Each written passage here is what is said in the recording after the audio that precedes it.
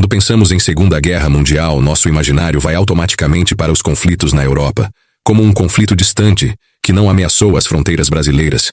Porém, a verdade é bem diferente disso. Um ataque nazista na costa marinha brasileira, mais de 500 mortos, e Brasil declarando guerra ao regime de Hitler. Hoje você vai conhecer a história de como o território brasileiro foi atacado pelos nazistas da Alemanha e como isso levou o Brasil a participar da Segunda Guerra. O relógio marcava 19h12 quando o primeiro torpedo explodiu próximo à foz do Rio Real, na divisa entre Sergipe e Bahia. O vapor Baipendi, lotado, recebeu 2 impactos e afundou em 3 minutos. A bordo, além da tripulação, seguiam militares do exército e suas famílias. Muitos voltando de férias, outros a caminho de novas designações. Foram 270 mortos, um trauma sem precedentes em águas brasileiras. Era o início da noite em que a guerra deixaria de ser uma abstração. Sobreviventes mais tarde relataram a desorientação total, o apagão imediato, a água gelada, as vozes se perdendo no escuro. Coletes salva-vidas eram escassos, botes, insuficientes para a lotação. A maioria nem teve tempo de tentar. Quem atacou? O U-507, um submarino tipo 9NC, projetado para longas patrulhas oceânicas, autonomia estendida e grande capacidade de combustível e torpedos. Seu comandante, o Korvettenkapitän Harro Schacht, tinha uma missão clara naquele trecho do Atlântico: cortar as linhas de cabotagem brasileiras, estrangulando o abastecimento do Nordeste e espalhando pânico nas rotas internas do país. Ao longo de poucos dias, o U-507 se tornaria um dos algozes mais lembrados da Marinha Mercante do Brasil, combinando sigilo, cálculo e ataques cirúrgicos contra navios desprotegidos. O método era simples e brutal: acompanhar de longe, à superfície, aproveitando a escuridão, mergulhar quando necessário, escolher o ângulo e disparar. Cerca de 2 horas depois do Baipendi, por volta das 21h, outro torpedo atingiu o Araraquara, a aproximadamente 120 milhas de Aracaju. A tragédia foi ainda mais brutal em termos humanos. Entre 142 pessoas a bordo, 131 morreram. Em poucas horas, 2 perdas sucessivas com grande número de civis. O eco disso chegaria às rádios e aos jornais no dia seguinte, mudando o humor do país. Para quem estava na costa sergipana, a realidade se impôs de forma cruel. Pedaços de madeira, destroços com nomes de navios, pertences pessoais boiando, e depois, corpos trazidos pela maré. Famílias que até então mal sabiam localizar no mapa os frontes europeus, de repente aprendiam nomes de submarinos. Pausa rápida. Se esse resgate histórico é importante para você, deixe o like, inscreva-se e comente de que cidade você nos assiste. Isso ajuda muito a manter histórias como esta, vivas e acessíveis. A madrugada de 16 de agosto trouxe o terceiro golpe. O Aníbal Benévolo, também navegando sem escolta adequada, foi atingido e praticamente desapareceu sob as ondas. A taxa de fatalidade foi devastadora. 150 mortos em um total de 154 pessoas a bordo. Uma das piores proporções daquela sequência. O U-507 seguiu ao sul, e a notícia da destruição percorria o litoral à velocidade do rádio e dos boatos.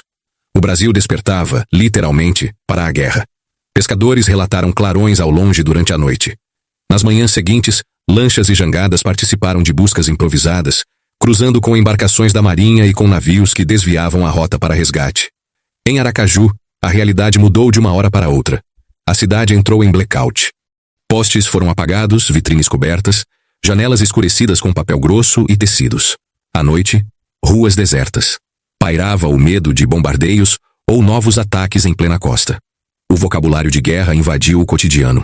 Blackout, alarme, toque de recolher, apagar as luzes da orla.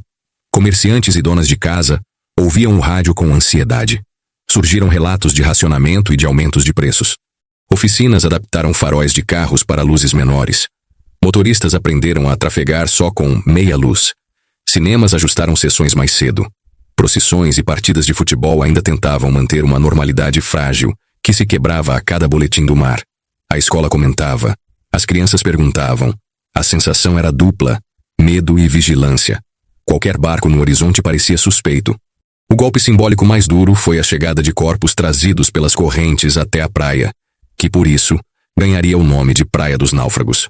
Para uma cidade com cerca de 50 mil habitantes, a visão era inesquecível.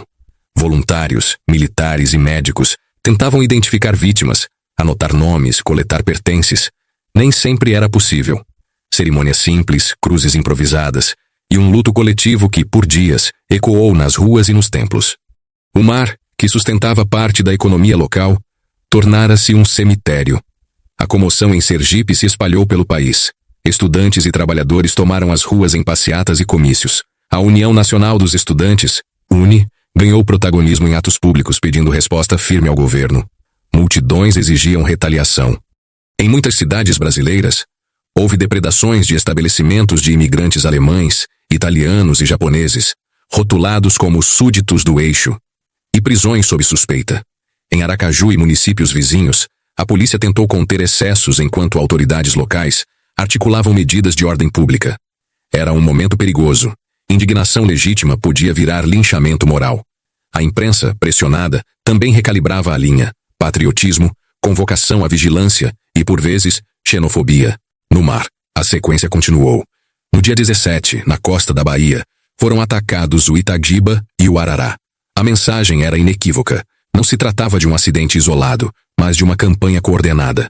O pânico marítimo levou armadores a suspender saídas. Tripulações se recusavam a embarcar sem garantia de proteção. Capitães passaram a navegar com luzes apagadas, rotas alteradas e velocidade máxima, o que consumia mais combustível e encarecia o transporte. A Marinha do Brasil intensificou patrulhas, redesenhou protocolos e começou a integrar esforços com a Marinha norte-americana, enquanto a Força Aérea acionava o que tinha de aeronaves de patrulha para varreduras costeiras. E o governo? No Palácio do Catete, no Rio de Janeiro, Getúlio Vargas recebeu relatórios militares e mensagens de autoridades do litoral. A sucessão de torpedeamentos, que agora incluía, além do Baependi, Araraquara e Aníbal Benévolo, os casos do Itagiba e do Arará, reduziu o espaço para hesitação. Em 22 de agosto de 1942, após reunião ministerial, o Brasil declarou guerra à Alemanha e à Itália.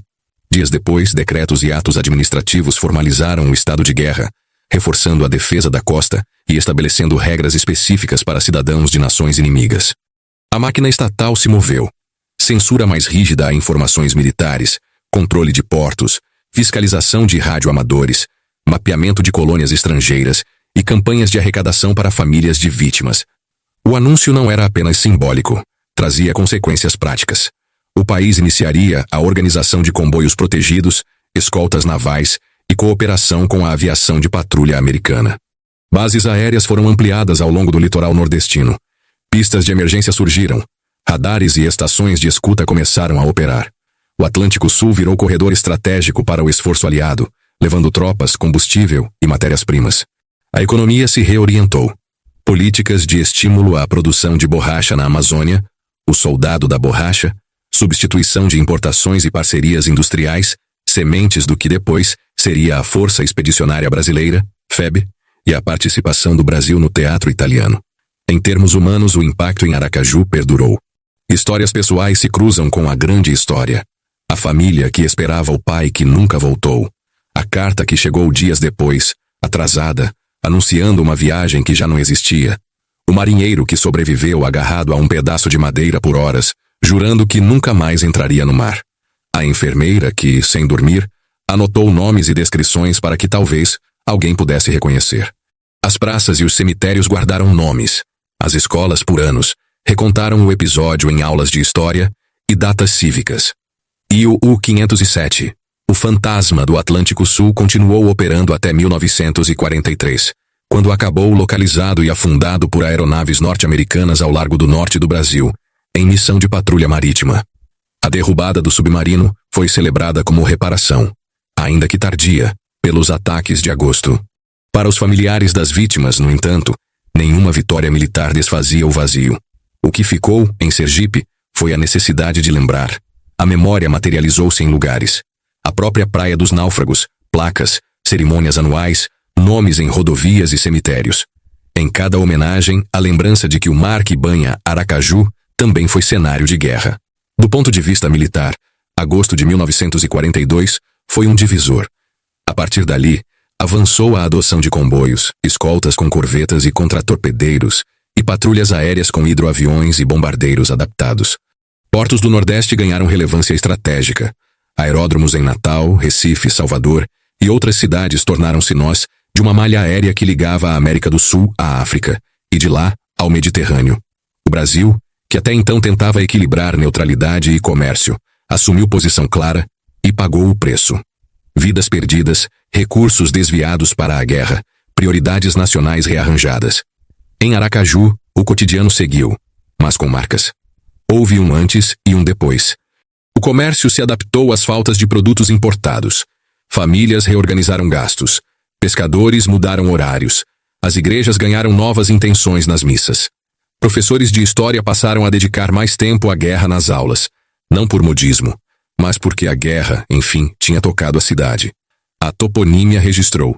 Praia dos Náufragos lembra diariamente o que o mar pode devolver. E, em cerimônias discretas, ano após ano, nomes são lidos, flores são lançadas, e a cidade reafirma o compromisso de não esquecer. Reconstituir esse 15 de agosto ajuda a entender por que o Brasil entrou na Segunda Guerra e por que Aracaju, tão longe das frentes europeias, se tornou símbolo nacional daquele despertar. Às 19h12, a neutralidade afundou junto com o Baependi. Horas depois, o Araraquara se calou sob as ondas. Na madrugada, o Aníbal Benévolo ruiu. 2 dias depois, Itagiba e Arará engrossaram a lista trágica. O luto virou pressão política. Ruas fervendo, gabinetes reunidos, decretos publicados. Uma semana bastou para transformar comoção em decisão de Estado. Para além do passado, esse capítulo fala do presente. Rotas de comércio, segurança marítima, respostas rápidas a crises, circulação de informações e a força. E responsabilidade da opinião pública. A geopolítica, afinal, não é um mapa distante. Às vezes, ela bate à nossa porta. Ou chega pelo mar. Se este episódio te ajudou a visualizar esse momento da nossa história, apoie o canal agora. Inscreva-se, curta e compartilhe para que mais pessoas conheçam o que aconteceu em 15 de agosto de 1942. E comente qual fato mais te impactou e por quê. Até a próxima.